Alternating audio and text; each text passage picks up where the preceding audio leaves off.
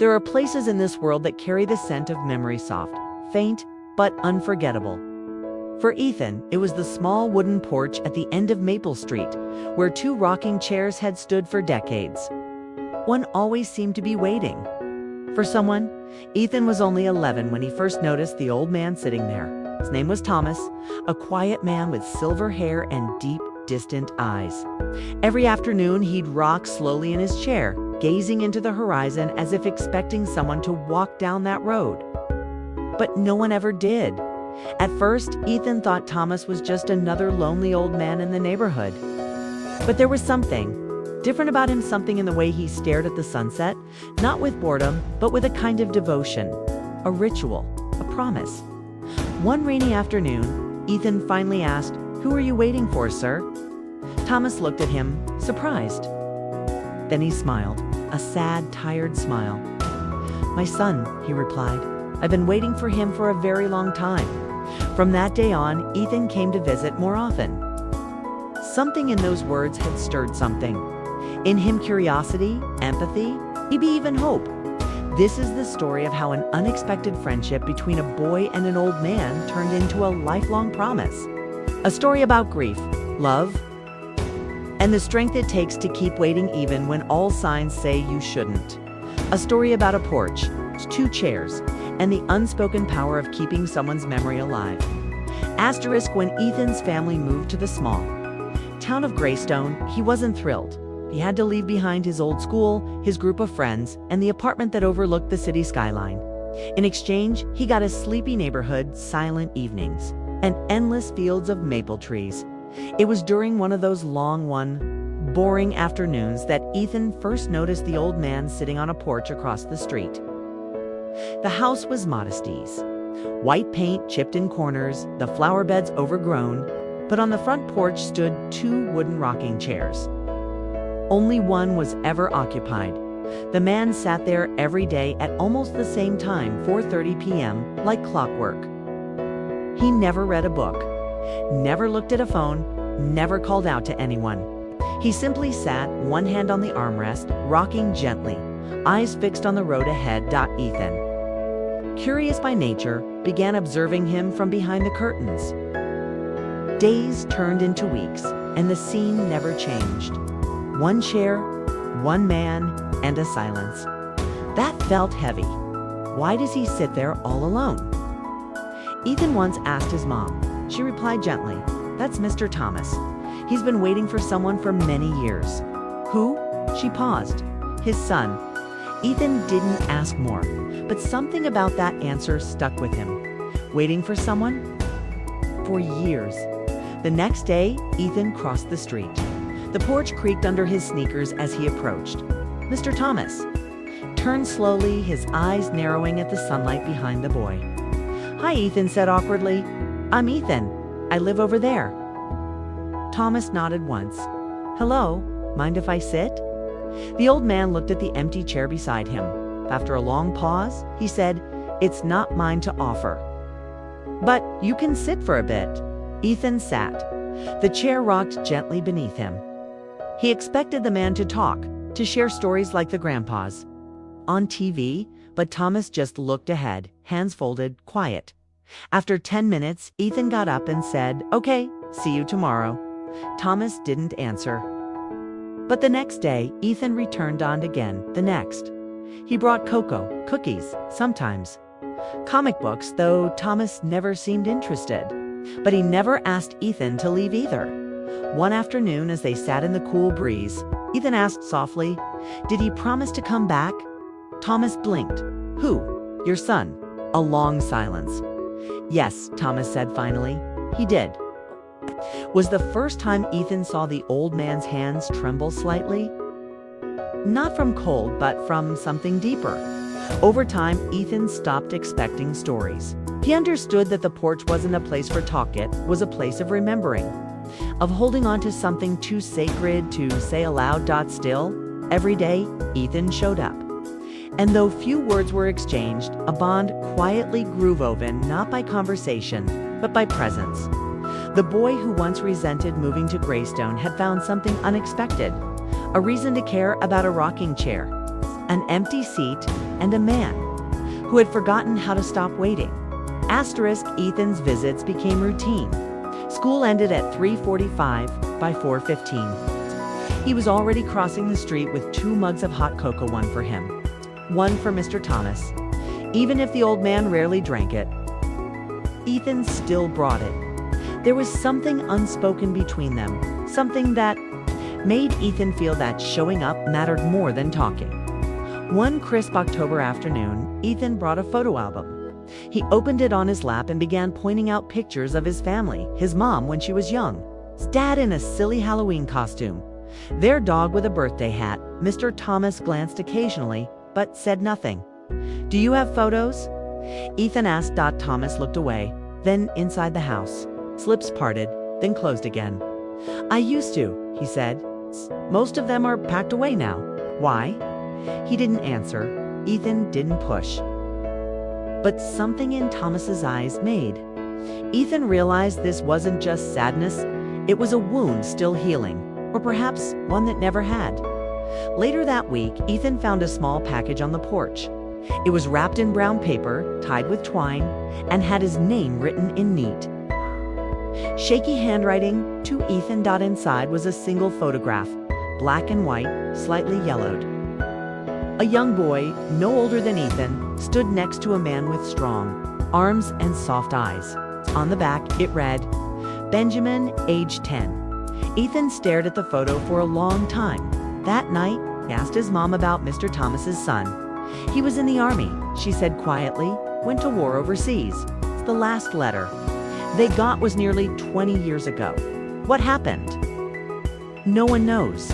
He never came back. Do they think he's gone? His mom nodded slowly. They tried to accept it, but Mr. Tomasz never did. From that night on, Ethan looked at the porch differently. The empty chair wasn't just empty, it was waiting. Not just for someone who was late, but for someone who might never return. The next afternoon, Ethan brought back the photo. "Is this Benjamin?" he asked gently. Mr. Thomas looked at it for a long time before nodding. "He loved building things," Thomas said at last. "Once made a treehouse all by himself when he was 9. Took him a whole summer." "He looks like you," Ethan said. "Same eyes." Thomas smiled just slightly. For the first time, Ethan felt something shift. The silence between them wasn't just grief, it was memory, raw and real. Days passed and the air turned colder. Leaves fell like golden confetti across the porch. Sometimes they sat in silence. Other times Thomas would speak short stories, little memories of Benjamin. How he hated spinach, how he loved old Western movies, how he once tried to fly with cardboard wings. It wasn't much, but to Ethan, it was everything. Each visit felt like a thread pulling the past into the present, giving shape to a boy who once lived, once laughed, once promised to return, and though Thomas still checked the road each afternoon, still rocked. In rhythm with his waiting, something had changed. He wasn't waiting alone anymore. Winter crept into Greystone slowly, frosting rooftops and layering the sidewalks with a brittle crunch. The porch, once warmed by autumn sun, now held a thin chill. But Ethan still came every day, sometimes with a scarf too big for his neck, sometimes with hot soup in a thermos for Mr. Thomas. One particularly cold afternoon, Mr. Thomas didn't come out. Ethan waited, rocking gently on the empty chair. The sun began to set, shadows stretching across the snow-dusted lawn. Just as he was about to leave, the front door creaked open. Thomas stepped out, a wool blanket wrapped around his shoulders. "Didn't want to leave you alone," he said, voice softer than usual. Ethan smiled. "I would have waited." They sat together, both chairs creaking gently in the cold breeze. "Can I ask something?" Ethan said, breaking the silence. Thomas nodded slowly.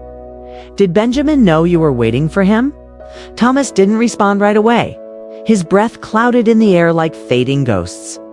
"He promised he'd write, promised he'd call when he got the chance," Thomas finally said. But nothing ever came. Not a letter, not a phone call. Ethan hesitated. Maybe he couldn't. Thomas looked straight ahead. That's what they told me, that the fighting was too far. That some men just didn't make it back. But I kept thinking, what if he's still out there? What if he lost his memory or got stuck somewhere? His voice cracked. What if he just needed someone to keep waiting for him? Ethan felt something heavy settle in his chest. He thought about how often people give up on promises, on people, on hope. But Mr. Thomas hadn't. Not once in 20 years. Did you ever try looking for him? Ethan asked quietly. Thomas nodded. I did. For years. I wrote letters, filed reports, talked to veterans, even hired someone once. But there was nothing. It's like he vanished. He paused, his fingers curled tightly around the arms of the chair. But I couldn't let go, because if he ever does come back, I want him to see I never gave up.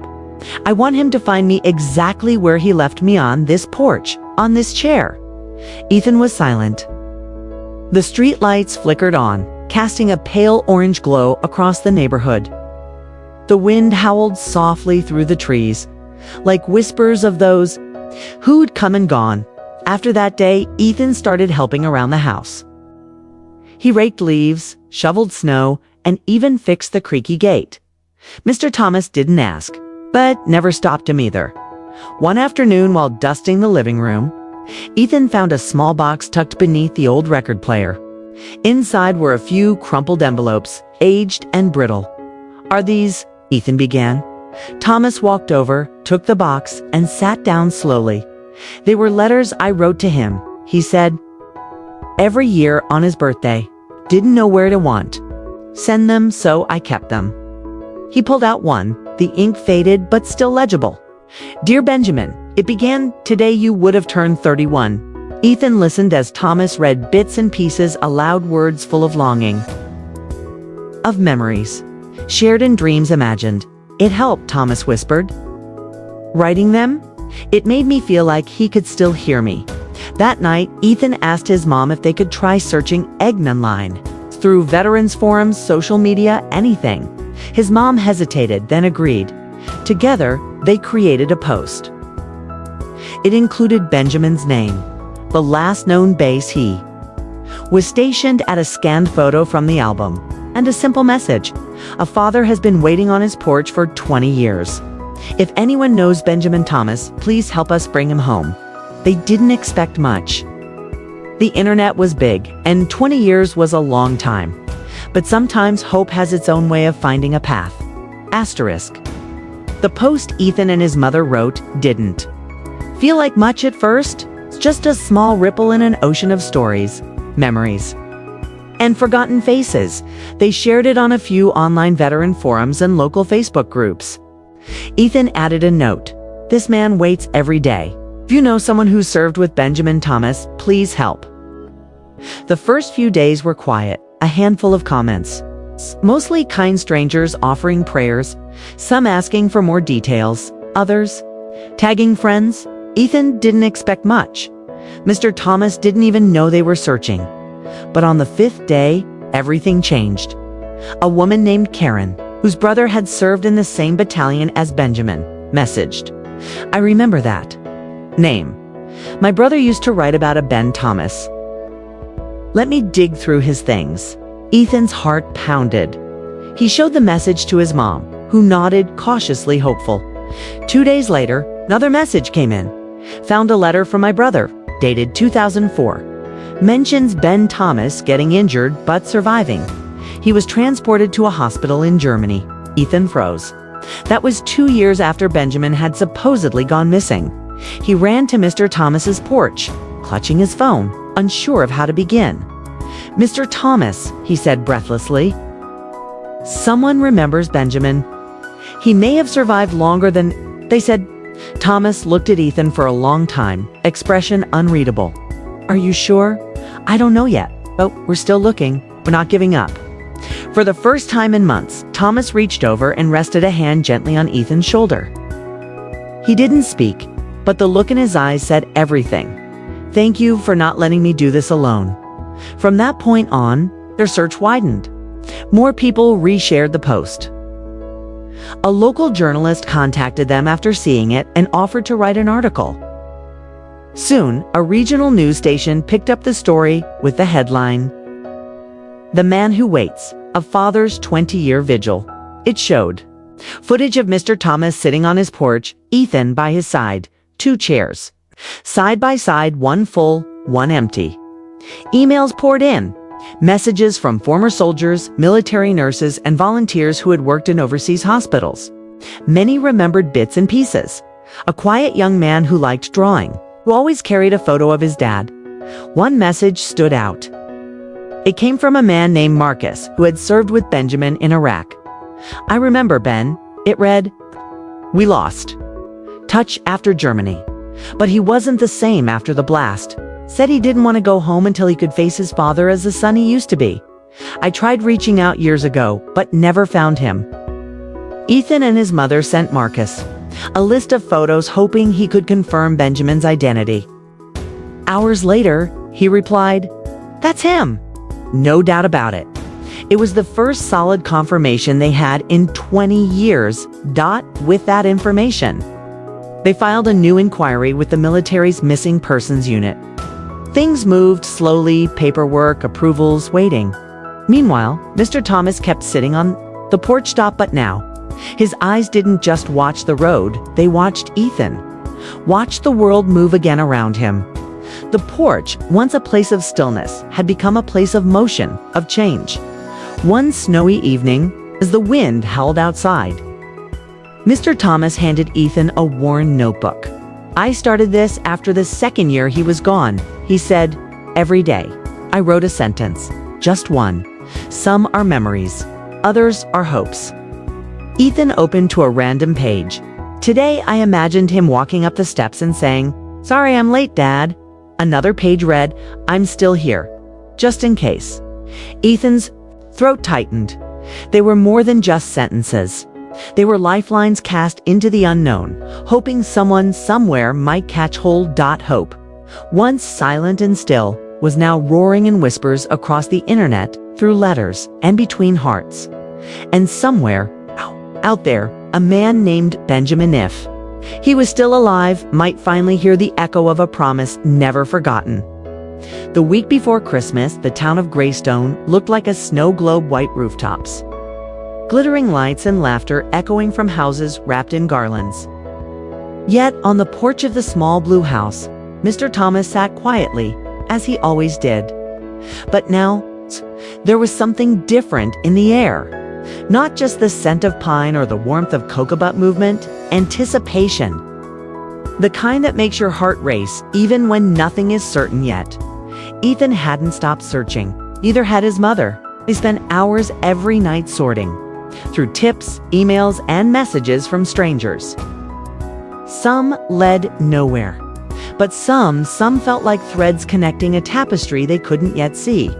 One evening, just as Ethan was about to close his laptop, a message came through. It was from a nurse named Angela who had worked at a rehabilitation center in Colorado. "I saw your story on the news," she wrote. "I had a patient named Ben. He came in almost 10 years ago. No last name, no ID. He said he couldn't remember where he was from, but he always drew a front porch every time." She attached a photo. It was a pencil sketch, simple, a little shaky, but unmistakable. A house with a porch, 2 chairs. Ethan's heart stopped. He ran to his mom. She stared at the image for a long time, her hand covering her mouth. Then she whispered, "That's Mr. Thomas's house." They contacted Angela immediately. She explained that Ben had disappeared from the facility 5 years ago, left one morning and never came back. No one knew where he went. "Do you have a photo?" Ethan asked. Angela paused. "There's one from his first week." When the image arrived, Ethan stared at it in silence. The man in the photo looked older than the one in Mr. Thomas's album, bearded, tired. But the eyes were the same. Ethan printed the photo and walked it over to the porch. Mr. Thomas was there. A blanket over his knees, eyes closed in the soft winter sunlight. "I think we found him," Ethan said gently. Thomas opened his eyes slowly. Ethan handed him the photo. The old man held it in both hands, his fingers trembling. Lips parted, but no words came. Instead, he traced the edge of the picture with his thumb. Then he nodded once, firmly. "It's him. He." Whispered. The next day, Ethan and his mom drove to Colorado. Mr. Thomas insisted on staying just in case, he said. Just in case Benjamin came while they were gone, Angela met them at the rehab center, her voice warm, eyes full of memory. He was kind, she said, quiet, but he had a sadness that never left him. He never remembered names, but he always remembered that porch. She led them to the last room he'd stayed in. The wall still had pencil sketches, tacked up porches, trees, a swing. But Ben was gone, had been for years. Still, hope had its own way of circling back. On the drive home, Ethan stared out the window, quiet. Then his phone buzzed. Message from Marcus, "You're not going to believe this. A man just walked into the Veteran Center in Nevada asking for help. Said he remembered his father's name, Thomas. Said he wasn't sure where home was, but he knew there were 2 chairs on a porch." Ethan gasped. His mom pulled over. They read the message 3 times. Mr. Thomas was still on the porch when they arrived home. Ethan ran to him, the cold biting. His cheeks. "He's alive," he said breathlessly. "He's in Nevada. He remembered you. He remembered the porch." Thomas didn't speak. Tears filled his eyes. He leaned back in his chair, both hands covering his face, as his body trembled, not from the cold, but from something deeper. Something that felt like peace and disbelief. An unbearable joy all at once. He remembered, he whispered. They didn't know what would happen next. Didn't know how much Benjamin remembered, what he'd lost, or what he could recover. But one thing was certain, the promise made on a warm summer day. The one between a father and a son had never truly been broken. It had only been waiting. Waiting to be found. The morning they were supposed to leave for Nevada. Mr. Thomas stood in front of the mirror longer than usual. He buttoned his best shirt, the same one he wore on Sundays when he still went to church. His hands trembled slightly, but his eyes were clear. Focused. Ethan waited at the car, holding 2 cups of coffee. He had brought cocoa for so many months now, that coffee felt like a rite of passage. Something more grown-up, something fitting for this journey. They drove, in silence for a long time. The road stretched endlessly across frozen landscapes, but no one complained. Words felt unnecessary now. The air itself was heavy with meaning. When they reached the Veteran Center, it was early evening. A pale sunset bathed the building in gold. Mr. Thomas stood frozen by the door, hands clenched tightly. Ethan placed a steadying hand on his back. "Are you ready?" he asked. Thomas didn't answer. He just stepped forward. Inside, a woman led them to a small waiting room. There was only one person sitting there. He stood when they entered. His beard was trimmed now, his clothes simple. His posture was hesitant, like a man unsure whether he was waking from a dream or walking into one. His eyes, however, held the same quiet sadness that had haunted Thomas's porch for decades. For a few long seconds, no one moved. Then Benjamin spoke. "I'm sorry it took so long, Dad. That was all. No dramatic reunion, no tearful speeches. It's just a sentence, small, trembling." "True, mister." Thomas stepped forward slowly, like he was afraid the moment might vanish if he moved too fast. Then, without a word, he opened his arms, and Benjamin walked into them. They held each other, 2 men separated by time, war, silence, and pain. In that embrace, years melted away. The porch, the empty chair. The waiting, all of it collapsed into this one moment. Ethan turned away, wiping his eyes. They stayed in Nevada for a week. It took time for Benjamin to remember everything. Some memories came: Celia's song from childhood, the smell of wood polish on the porch, the sound of his dad's laugh. Others were harder. Sometimes he woke up in a sweat, panicked and confused. Sometimes he asked what year it was. Thomas never left his side. Neither did Ethan. Each day, they walked a little further down memory lane. Each night, they sat on the porch behind the center, just two chairs side by side, like the ones back home. One evening, Benjamin pulled out a notebook. "I used to draw this," he said, showing Ethan a page. It was their porch again, but this time, both chairs were full. That's when Ethan knew, even when Benjamin forgot his name, or where he was, or how to get home, he had never truly forgotten. The promise, the porch wasn't just a place, it was a memory, a lighthouse, a vow. When they finally returned to Greystone, the whole town seemed to come out to watch. Neighbors lined the street, silent, teary-eyed, hands over hearts. Some held signs that read, "Welcome home, Benjamin." Mr. Thomas didn't say much. He simply walked with his son to the porch, sat down, and looked out at the same road he had watched for 20 years. Then he reached over and handed Benjamin a steaming mug. "Cocoa," he said, "just like when you were little." Benjamin smiled. "I thought I'd forgotten the taste." "You didn't," Thomas said. "You just needed time." That night, as the sun set behind the trees, Ethan sat with them, 3 chairs now. 3 lives woven together, not just by blood or time, but by love that refused to give up. Winter faded into spring. Snow turned to rain, and the garden behind Mr. Thomas's house began to bloom again. Daffodils peeked through thawed soil, and the creak of the porch swing returned to its familiar rhythm. But there was one big difference.